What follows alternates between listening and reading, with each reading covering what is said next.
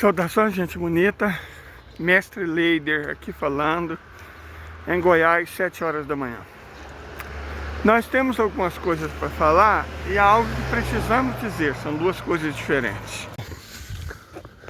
Quanto ao que precisamos dizer, deixa eu lembrar algumas coisas. Os Estados Unidos da América são o único país da OCDE que não tem licença maternidade remunerada. Eu falo OCDE porque é o clube dos países ricos liberais, né? E do México. Se você pega entre as 50 economias do mundo com mais renda, os Estados Unidos continuam sendo o único que não tem licença maternidade remunerada. Quer dizer, é muito difícil, muito complicado ser mãe nos Estados Unidos da América.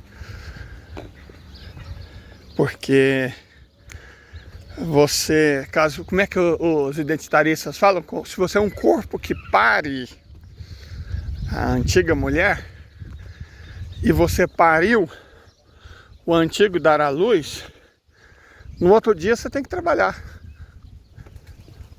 E é por isso que as mulheres nos Estados Unidos, elas têm que recorrer a leite em pó formulado especialmente para dar para os bebês. Que, de um modo geral, a não ser que sejam filhos de mães ricas, não são amamentados. Eu não preciso dizer os efeitos disso para a saúde física e mental, tanto do bebê quanto da mulher. Isso não é uma preocupação, todavia, de uma ONG americana chamada Me Too, que foi criado basicamente para defender o interesse de bilionárias e atrizes de Hollywood. E claro, fazer o que todas as ONGs fazem, né? Todas as ONGs dedicadas com o oqueísmo identitarista fazem, afastar as mulheres da luta de classe. Inclusive, recentemente, uma ex-funcionária da CIA admitiu que fazia parte do movimento feminista exatamente para isso. Ela era tida como um dos grandes nomes do movimento feminista, mas na verdade ela era uma funcionária da CIA que entrou no movimento para afastar as pessoas da luta de classe. Enfim, que uma ONG americana e uma candidata a vereadora e a irmã de alguém consigam derrubar um ministro de Estado sem prova.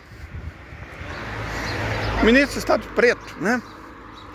Defensor da causa dos pretos. É algo que me preocupa. Que me preocupa bastante. E não só porque significa que as ONGs americanas conseguem derrubar quem elas quiserem, que mesmo você sendo um preto de renome, você não está seguro, mas não está mesmo. Mas se a Polícia Federal vai investigar isso,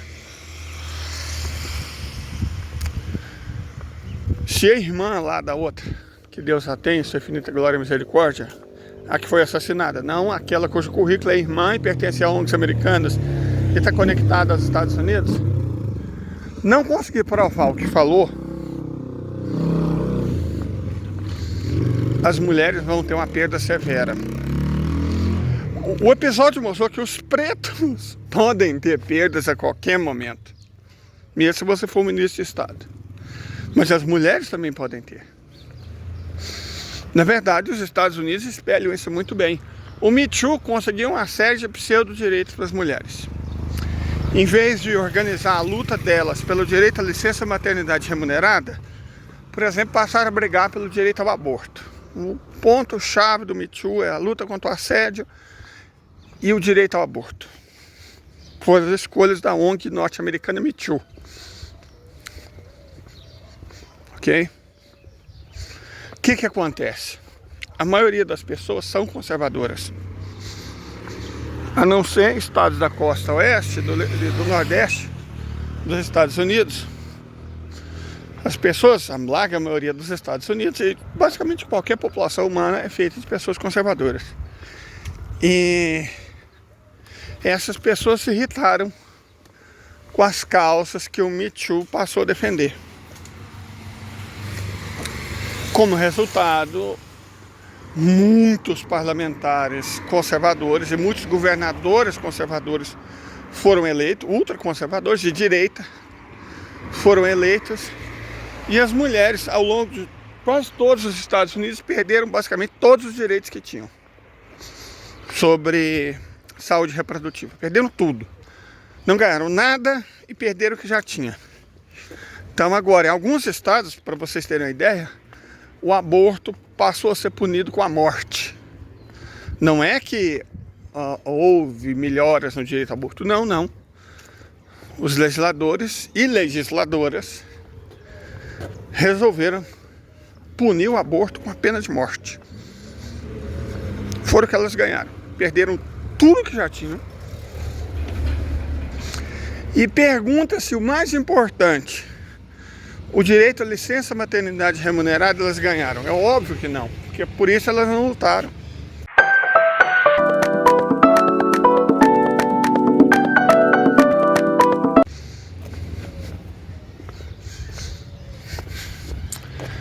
Então, a mesma coisa aconteceu com os pretos. Tinha um tal Black Lives Matter, outra organização moqueísta, comandada por ONGs americanas, que falou que vidas pretas importam. E a luta delas é por esse slogan: vidas pretas importam. Como resultado de não lutar efetivamente por políticas de encarceramento em massa, igualdade salarial e direito de sindicalização, mas por pautas woke identitaristas, os mesmos deputados de ultradireita que apertaram muito o passo contra os direitos reprodutivos das mulheres ganharam o direito de ressuscitar as leis de Jim Crow. E vão ressuscitar, escrevam isso. Nenhum direito trabalhista foi conquistado e os direitos civis, incluindo cotas, foram perdidos. A vida das pessoas pretas não melhorou. Muito pelo contrário. Muito pelo contrário. Os pretos que entraram nessa, o movimento preto, o movimento negro, que abraçou essas causas da Universidade de Colômbia, deixou todos os pretos dos Estados Unidos numa situação muito pior do que estava antes. E pelo jeito no Brasil também, né? Havia muito poucos ministros de estados pretos. E agora é bom, né? Acho que enquanto não for substituído por alguém ligado a uma ONG americana, os Estados Unidos não estarão satisfeitos. O direito das pessoas pretas não está garantido. O episódio recente mostra isso muito bem. Se cochilar, dança. É sobre isso.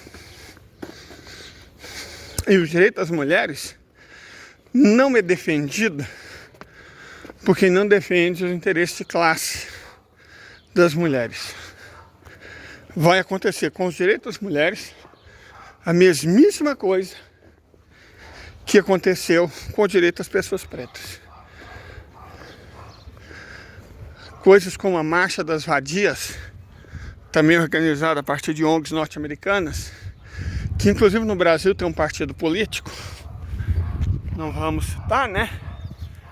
Mas no Brasil, essas ONGs americanas têm um partido político.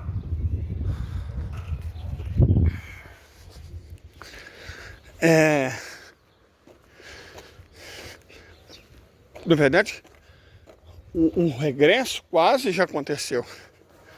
Porque graças a essas ONGs e essas pautas importadas, e a coisas como a Marcha das Vadias, o ele não, ele nunca, que acabou se traduzindo em ele sim, ele sempre, foi somente graças aos nordestinos e a coragem inacreditável de pessoas do sul do país, que além de ele sim, não ficou ele sempre.